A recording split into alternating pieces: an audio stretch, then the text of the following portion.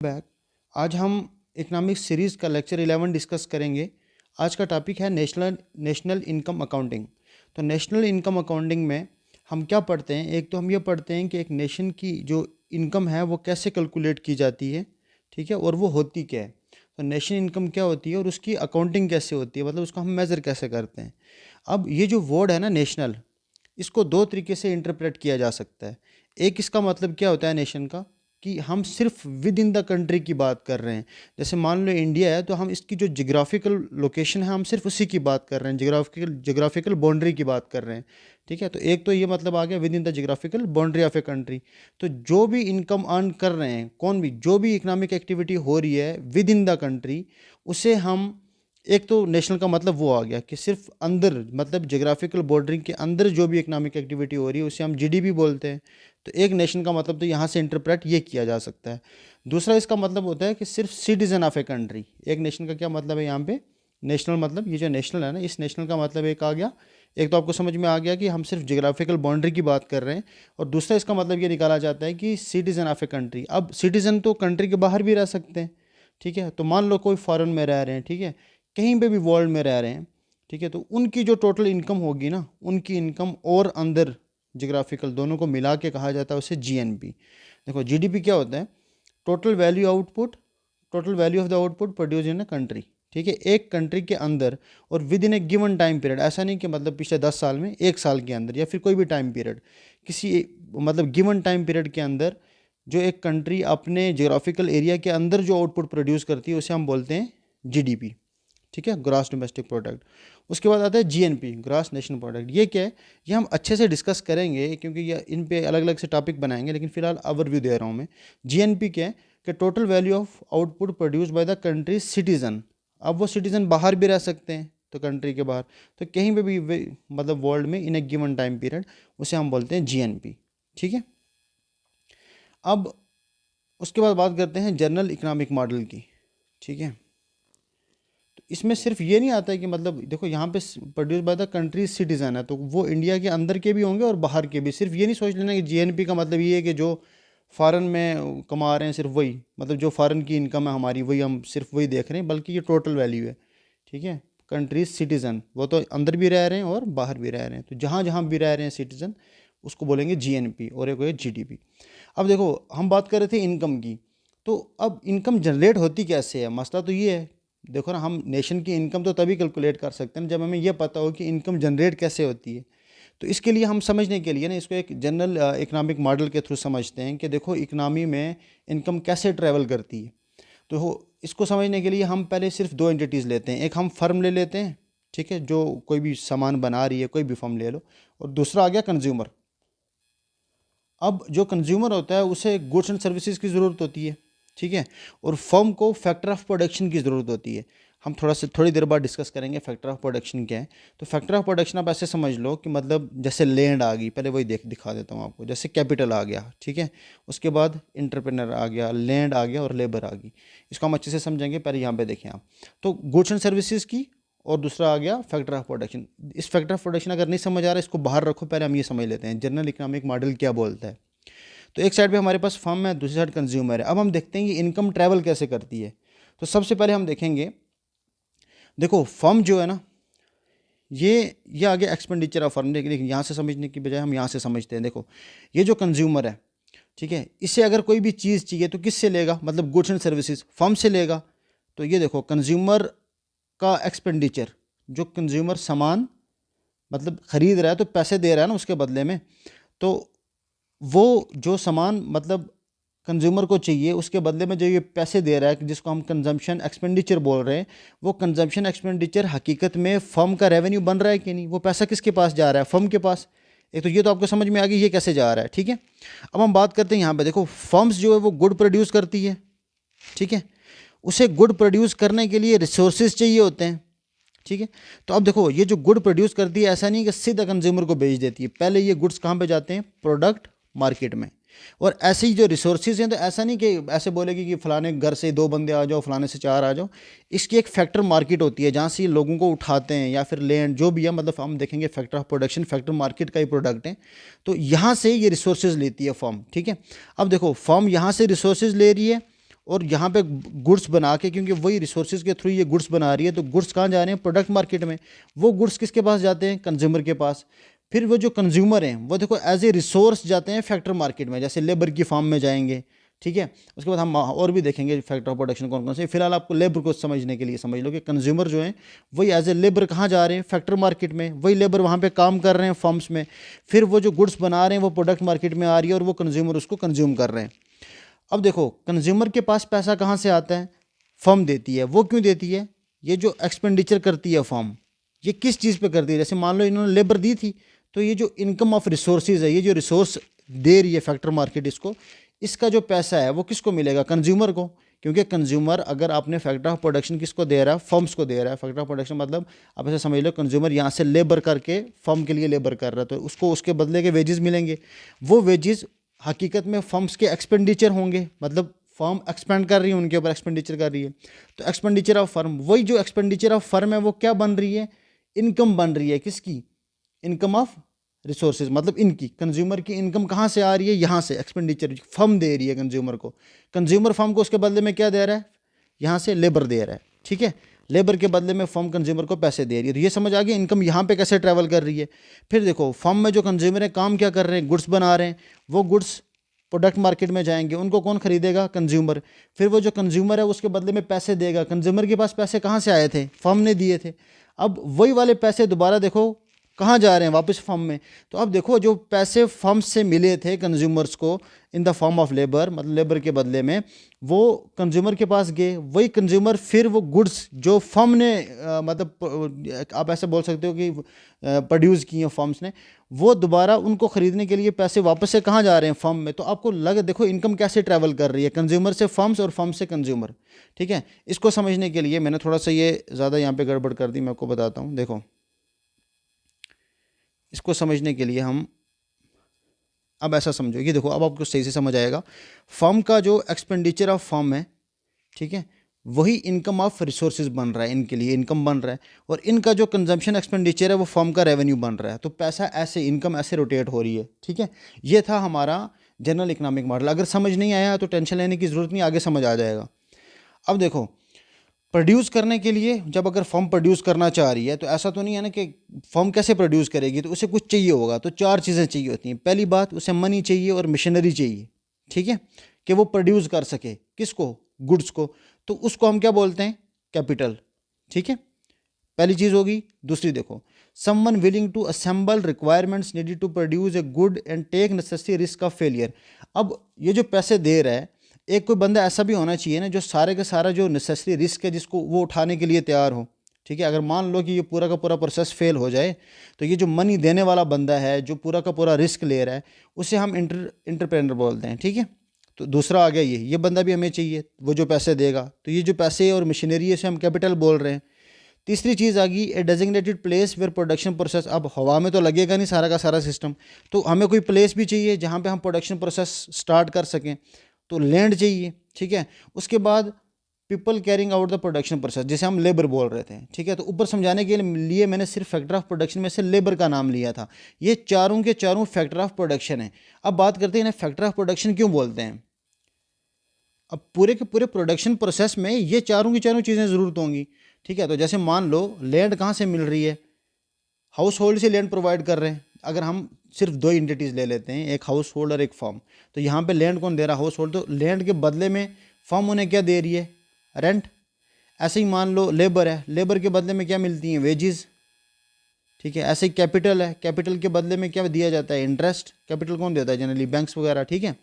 उसके बाद इंटरप्रेनरशिप या इंटरप्रेनर, वो क्या, उसको क्या दिया जाता है उसके बदले में? प्रॉफिट। तो ये जो चार चीज़ें इन्हें हम फैक्टर ऑफ प्रोडक्शन बोलते हैं, कैपिटल, इंटरप्रेनर, लैंड और लेबर, ठीक है। अब बात कर रहे हैं इसके बाद, ये तो मैंने बताया कि मतलब प्रोड्यूस करने के लिए, प्रोडक्शन के लिए चार चीज़ें ज़रूरत है, इसीलिए इनको फैक्टर ऑफ प्रोडक्शन कहा जाता है। तो इसके बाद हम डिस्कस करते हैं सिंपल मॉडल ऑफ इकॉनमी, ठीक है। तो मुझे उम्मीद है ये आपको समझ आ गया होगा कि मतलब हम ये फैक्टर ऑफ प्रोडक्शन को इसलिए बोलते हैं क्योंकि प्रोडक्शन में ये चार के चार फैक्टर्स यूज़ होते हैं, ठीक है। सिंपल मॉडल ऑफ इकॉनमी में हम क्या डिस्कस करेंगे, ये जो हमने पढ़ा ना इसको थोड़ा सा अच्छे से समझते हैं। देखो यहाँ पे अब अच्छे से समझ आएगा आपको। ये हाउस होल्ड आ गया, ये फर्म आ गई, ठीक है। हाउस होल्ड फर्म को क्या प्रोवाइड कर रहा है? फैक्टर ऑफ प्रोडक्शन, ठीक है। उसके बदले में फर्म उसे क्या दे रही है, ये देखो, उसके बदले में फर्म उसे क्या दे रही है, फैक्टर पेमेंट। ठीक है, मतलब फैक्टर ऑफ प्रोडक्शन को जो पेमेंट होती है वो फैक्टर पेमेंट बोल लो उसे। उसके बाद फर्म्स हाउस होल्ड को क्या दे रहे हैं, गुड्स, और हाउस होल्ड उनको वापस क्या दे रहे हैं, एक्सपेंडिचर। ठीक है, ये चार चीज़ें, इसको मैंने फैक्टर पेमेंट को ए से डिनोट किया है, फैक्टर पेमेंट को, और फैक्टर ऑफ प्रोडक्शन को बी से, गुड्स को सी से, और डी आ गया हमारा एक्सपेंडिचर। ठीक है, ये चार चीज़ें इन्वॉल्व हो रही हैं और इनकम इसी तरीके से रोटेट कर रही है। जो फर्म्स हाउस होल्ड को दे रहे हैं फैक्टर पेमेंट, ठीक है, और जो फैक्टर ऑफ प्रोडक्शन है जो हाउस होल्ड वापस फर्म को दे रहे हैं। ठीक है, उसके बाद गुड्स, ये चार की चार चीज़ें इक्विलिब्रियम में मतलब इक्वल होती हैं, ये A B C D equal होती हैं अगर हम एक मतलब जिसको आइडियल केस मान लें। ठीक है, आइडियल केस का मतलब यहाँ पे ये है कि अगर सिंपल मॉडल ऑफ इकानमी की बात कर रहे हैं तो उसमें हम बात कर रहे हैं कि फैक्टर पेमेंट, जो पैसा फर्म हाउस होल्ड को दे रहा है वो हाउस होल्ड सारा का सारा एक्सपेंडिचर वापस फर्म पे कर रहा है, तो ये इनकम जितना भी जा रहा है उतना ही वापस आ रहा है। इसमें ना सेविंग की बात हो रही है ना लीकेजेस की। ठीक है, मतलब लीकेजेस में आया जाता है सेविंग, ना लीकेजेस की बात कर रहे हैं हम, ना ही हम इसमें इंजेक्शंस की बात कर रहे हैं। ठीक है, वो हम आगे देखते हैं लीकेजेस और इंजेक्शंस। उससे पहले देख लो, ये मैंने ए बी सी डी जो बताया आपको, ए बी सी डी ये क्या चीज़ है। एक आ गया, ए तो आ गया हमारा factor payments made by the firm. ठीक है, और फैक्टर इनकम, या उसे हम फैक्टर इनकम भी बोलते हैं, received by the house hold, जो इनकम हाउस होल्ड रिसीव कर रहे हैं, वो आ गया ए हमारा। ऐसे ही बी मैंने बताया value of the factor of production provided by the house hold, समझ आ रहा है। सी की बात करें तो value of goods and service produce and sold by the firm, ये देखो। ठीक है, गुड्स। डी आ गया expenditure, value of the expenditure done by the house hold. ये हमने ए बी सी डी देखे। अब देखो आइडियल इक्विलिब्रियम में क्या होता है ना, ये ए बी और सी और डी ये चार के चार आपस में इक्वल होते हैं। ठीक है, जितना पैसा आ रहा है उतना जा रहा है और वैसे ही रोटेट हो रहा है। अब ये जो इक्विलिब्रियम है जिसकी हम बात कर रहे हैं कि चार के चार, अब ये कब क्यों हो रहा है, कब और क्यों हो रहा है, क्योंकि हमने कुछ अजम्पशंस के बेसिस के ऊपर इसको बनाया है। हम ये मान के चल रहे हैं कि हाउस होल्ड जो है वो सेव नहीं कर रहे, हम ये मान के चल रहे हैं कि ना कोई जो मतलब हाउस होल्ड है वो गवर्नमेंट टैक्स नहीं दे रहे, ना ही गवर्नमेंट को स्पेंडिंग कर रही है। ठीक है, कोई एक्सपोर्ट इम्पोर्ट नहीं हो रहे हैं। ठीक है, फर्म्स जो हैं वो एबल टू सेल आल, हाँ अब देखो फर्म्स सारे का सारा प्रोडक्ट वापस बेच रही हैं, they are able to sell artist, जो जो भी वो प्रोड्यूस कर रहे हैं सारा का सारा बेच रहे हैं हाउस होल्ड को। ऐसा होता कहाँ हकीकत में। ठीक है, ये हमने मतलब आइडियल केस इसीलिए बोल रहा था मैं, क्योंकि हमने ये अजम्पशंस मान के चली हुई हैं इसमें। जैसे firm sells only to the house hold, उसके बाद बेचेगा भी सिर्फ हाउस होल्ड को, क्योंकि हमने यहाँ पे समझने के लिए सिर्फ दो एंटिटीज़ ली हैं, एक फर्म और एक हाउस होल्ड। ठीक है, तो इकनॉमी ऐसे ही काम करती है, जैसे हमने ये दो में काम देखा। अब जो लेकिन अगर रियल वर्ल्ड इकनॉमी की बात करें हम, तो हमें पता है ये वाली जो अजम्पशंस है ना ये ट्रू नहीं है। ठीक है, तो यहाँ पे अगर बात करें, देखो जैसे वैल्यू ऑफ इनकम रिसीव्ड वो किसके इक्वल थी, value of expenditure done by the house hold. ठीक है, जो इनकम रिसीव कर रहे हैं वो एक्सपेंडिचर भी उसी का कर रहे हैं, और वो जो गुड्स एंड सर्विस प्रोड्यूस हो रही हैं फर्म में वो भी इसी के वैल्यू के बराबर है। तो मतलब तीनों वैल्यू बराबर है, हम मान के चल रहे हैं A B C D equal हैं।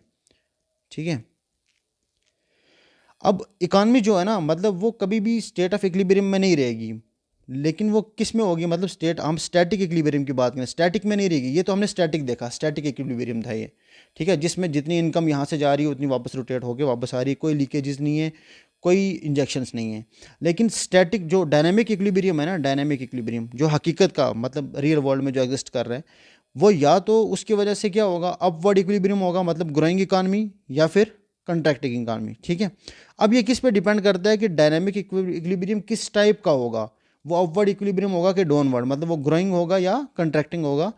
वो इक्विलिब्रियम वो डिपेंड करता है कि हम इंजेक्शंस और लीकेजेस कितने कर रहे हैं। अब देखते हैं इंजेक्शन और लीकेजेस क्या हैं जो रियल वर्ल्ड में हमें देखने पड़ते हैं। पहले हम देखते हैं इंजेक्शन और लीकेजेस क्या हैं। देखो हाउस होल्ड जब भी कभी सेव करना चाहेंगे ना, ठीक है, जैसे मैं तीन बता रहा हूँ, सेविंग होगी, टैक्सीज हो गए जो हम पे करते हैं, उसके बाद इंपोर्ट, ये तीनों के तीन आते हैं लीकेजेस में। ठीक है, ये है क्या चीज़ है लीकेज, देखो that part of house hold income in our simplest model which is not use, जैसे हम यूज़ नहीं करते उसे, उसमें हम जो चीज़ नहीं यूज़ कर रहे हैं, मतलब जो हमने अभी सिंपलिस्टिक मॉडल जो हमने अभी डिफ़ाइन किया है ऊपर, ठीक है, उसमें हम जो नहीं यूज़, जो चीज़ें हमने इंक्लूड नहीं की हैं क्योंकि अजम्पशंस की वजह से, ठीक है, उन्हें हम लीकेजेस बोल रहे हैं। जैसे सेविंग आ गया, टैक्सेस आ गया, ठीक है, उसके बाद इंपोर्ट्स आ गया, ये तीन चीज़ें आ गई किस में, लीकेजेस में। ठीक है, हम इंपोर्ट कर रहे हैं बाहर से तो वो भी लीकेज हो रहा है क्योंकि हम डोमेस्टिक फर्म से नहीं खरीद रहे हैं। ठीक है, तो एक किस्म का लीकेज में ही आता है। तो लीकेज में तीन चीज़ें आती हैं, सेविंग, टैक्सेस और इंपोर्ट्स। तो हम पहले देखते हैं सेविंग। अब आपको तो पता है सेविंग क्या है, ठीक है, वो वाला पार्ट हाउस होल्ड का इनकम का जो हम हाउस होल्ड जो है वो सेव कर लेते हैं, ठीक है, ना ही वो उसे स्पेंड कर रहे हैं और ना ही टैक्स, क्योंकि टैक्स वाला इनकम जो वो सेव्ड में इनकम में तो नहीं आता है। इसमें एक मसला होता है जिसे हम पैराडॉक्स ऑफ सेविंग बोलते हैं। पैराडॉक्स ऑफ सेविंग क्या है, जनरली जो हाउस होल्ड्स है ना वो ज़्यादा सेव करने लग जाते हैं जब उन्हें लगता है कि फ्यूचर में शायद इकानमी जो है वो अच्छे से मतलब ज़्यादा एक्सपेक्ट नहीं करते हैं इकानमी से, उन्हें लग रहा है कि फ्यूचर में इकानमी की तबाही निकल जाएगी, तो वो क्या करते हैं, सेव ज़्यादा करने लग जाते हैं। हाउस होल्ड्स की बात कर रहे हैं, तो हाउस होल्ड जब सेविंग इंक्रीज़ करते हैं तो उसकी वजह से देखो इम्पैक्ट क्या पड़ता है। अब अगर सेविंग ज़्यादा कर रहे हैं तो इसका मतलब ये है कि वो जो मतलब अपना एक्सपेंस है उसे कम कर रहे हैं, मतलब वो स्पेंड जो है कम कर रहे हैं। जब सेविंग ज़्यादा कर रहे हैं तो मतलब स्पेंड कम कर रहे हैं। अब इसकी वजह से जैसे वो स्पेंड कम करेंगे तो फर्म्स जो हैं वो मतलब सेल कम करेंगी, क्योंकि कम स्पेंड कर रहे हैं तो फर्म्स भी कम स्पेंड करेंगी, ठीक है, तो स्पेंडिंग ऑफ फर्म भी क्या हो जाएगी, डिक्रीज हो जाएगी। यहाँ से हम मान सकते हैं कि मतलब जब स्पेंडिंग कम हो रही है तो जो फर्म है वो क्या करेगी, देखो स्पेंडिंग कम होगी, स्पेंडिंग हो तो फर्म कम हो, तो जो फर्म प्रोड्यूस कर रही है अपना प्रोडक्शन भी कम कर देगी। तो जैसे ही फर्म प्रोड्यूस कम करेगी उसकी वजह से क्या होगा कि फैक्टर ऑफ प्रोडक्शन उसे कम चाहिए होंगे, मतलब बाहर से जैसे लेबर की बात कर रहे थे हम, और भी 4 फैक्टर ऑफ प्रोडक्शन हमने देखे, तो फैक्टर ऑफ प्रोडक्शन कम उसे चाहिए होंगे। तो ओवरऑल इससे क्या होगा, जब फैक्टर ऑफ प्रोडक्शन उसने कम कर दिए तो जो इनकम है हाउस होल्ड की वो डिक्रीज़ हो जाएगी। तो इस वजह से क्या होगा कि उसने क्या सोच के सेविंग ज़्यादा मतलब बढ़ा दी थी अपनी, कि हो सकता है इकानमी आगे जाके ज़्यादा कंडीशन ख़राब हो जाए इकानमी की, लेकिन इसकी वजह से, इस सोचने की वजह से देखो अगर सेविंग करेगा तो सेविंग का नुकसान में, जिसको हम पैराडॉक्स ऑफ सेविंग बोल रहे हैं, जब फैक्टर ऑफ प्रोडक्शन कम हो जाएंगे तो इनकम जो हाउस होल्ड को मिल रही है वो भी कम हो जाएगी। तो इसकी वजह से एक्चुअली होता है क्या कि ये इकनॉमिक कंडीशन को ज़्यादा वर्स बना देती है, ठीक है, तो इसकी वजह से क्या होता है, वर्स इकनॉमिक कंडीशंस आ जाती हैं। इसी इसी को बोला जाता है पैराडॉक्स ऑफ सेविंग, मतलब सेविंग के नुकसानात देखो कितने हैं, ठीक है। इसके बाद लीकेजेस में हम सेकंड टॉपिक डिस्कस करते हैं, वो है टैक्सेस, ठीक है, जो हम टैक्स गवर्नमेंट को पे करते हैं, ठीक है, वो इनकम का पार्ट ही होता है, ठीक है, जिससे हम मतलब गवर्नमेंट ये गुड्स एंड सर्विस प्रोड्यूस करने के लिए उसे तो यूज़ नहीं करते हैं टैक्स को, तो ये टैक्स भी हमारा लीकेजेस में आ गया।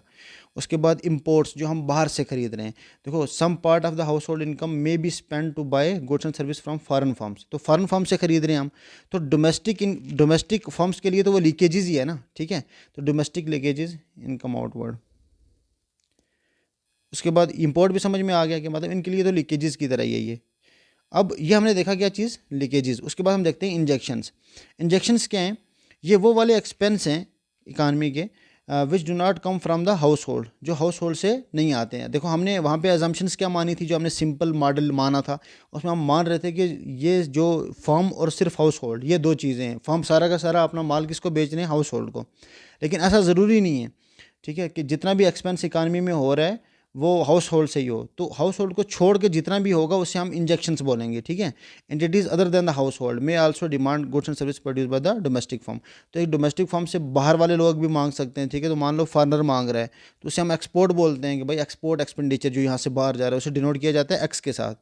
ऐसे ही मान लो गवर्नमेंट है, ठीक है, तो गवर्नमेंट एक्सपेंडिचर करेगी उसे हम जी से करेंगे, और ऐसे ही आगे फर्म्स, कुछ फर्म्स जैसे एक फर्म से दूसरी फर्म ले रही है जो जनरली कैपिटल गुड्स लेती है उसे हम बोलते हैं इन्वेस्टमेंट एक्सपेंडिचर।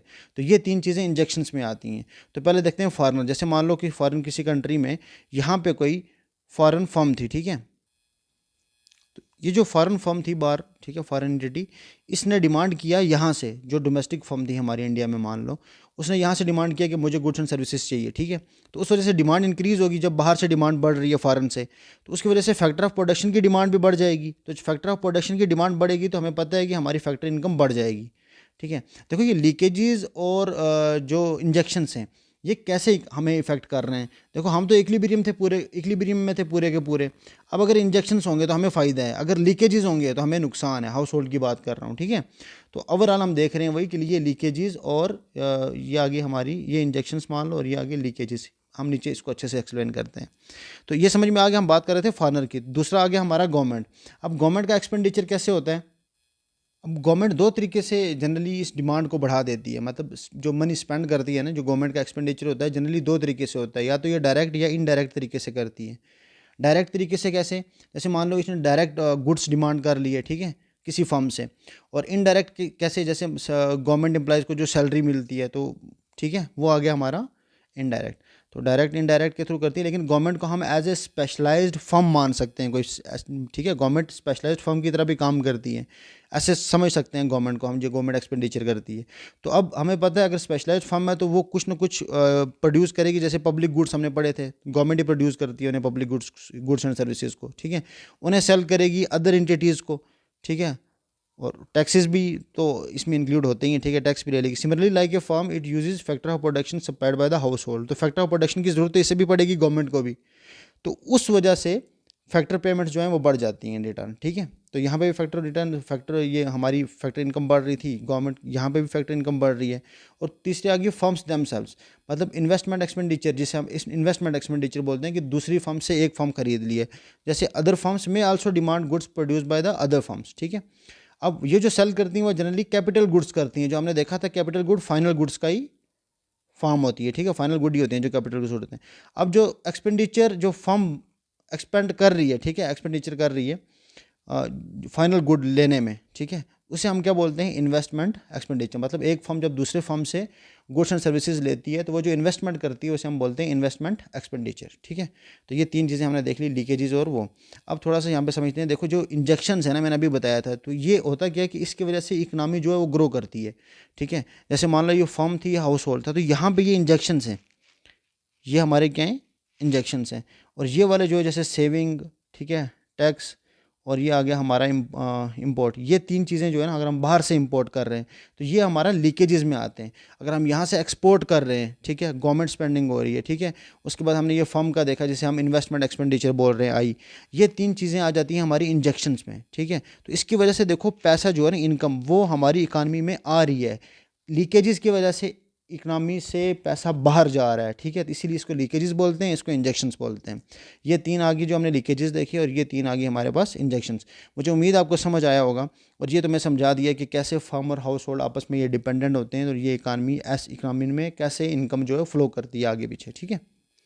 अब कंक्लूजन में तो वैसे मैं यहीं कंक्लूड करना चाहूँगा। देखो नेशनल इनकम किस चीज़ को रेफर कर रही है? टोटल इनकम को, ठीक है, जो भी अर्न कर रहे हैं कौन, मतलब एक इकानमी में जितने भी फैक्टर ऑफ प्रोडक्शन हमने चार के चार देखे ना, वो चार के चार कितनी जो टोटल इनकम अर्न कर रहे हैं उसे हम क्या बोल रहे हैं? नेशनल इनकम, ठीक है। अब जो हमने मॉडल ऑफ इकानमी जैसे हमने ऊपर डिस्क्राइब किया, जिसमें हमने ABCD चार नाम दिए थे इनको, ठीक है, तो ये हकीकत में अगर आपने देखा होगा तो ये चार के चार, हम इन चारों से ही नेशनल इनकम को कैलकुलेट कर सकते हैं। अगर मुझे नेशनल इनकम निकालनी हो तो मैं सिर्फ ए से ही पता कर सकता हूँ। ए मान लो ये था मेरा फैक्टर पेमेंट, क्योंकि मुझे पता है ये जो ए है ये किसके इक्वल है? बी के, और बी किसके इक्वल है? सी के, सी किसके इक्वल है? डी के। ये चार के चार आपस में इक्वल है, और जो इनकम यहाँ से फर्म से हाउस होल्ड तक जा रही है वही वापस आ रही है।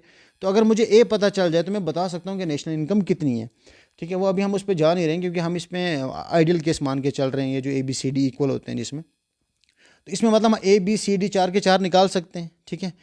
अब अगर हम जो इसके बाद डिस्कस करेंगे वो जनरली यही देखेंगे, जो इसके तीन अप्रोचेज़ हैं, ठीक है, किसको? नेशनल इनकम को मेजर करने के तीन अप्रोचेज़, वो हम नेक्स्ट वाले लेक्चर में डिस्कस करेंगे। आज का लेक्चर थोड़ा लंबा हो गया। अब देखो ये जो तीन अप्रोचेज़ हम डिस्कस करेंगे, उससे पहले मुझे उम्मीद है कि देखो आपको समझ आ गया होगा कि हम करने क्यों जा रहे हैं, नेशनल इनकम को क्यों मेज़र करेंगे। हमें ये पता चल गया ना कि नेशनल इनकम जो है वो क्या है, कि ये जो पूरा का पूरा नेशन के अंदर पैसा रोटेट हो रहा है यहाँ से यहाँ, उसमें हम फिर इंजेक्शंस और लीकेजेस को भी इंक्लूड करके अच्छे से कैलकुलेट करेंगे सारा कुछ, ठीक है। तो मुझे आज तक मतलब अभी तक जो हमने पढ़ा है, मुझे उम्मीद है आपको यहाँ तक समझ आ गया होगा। Thank you so much.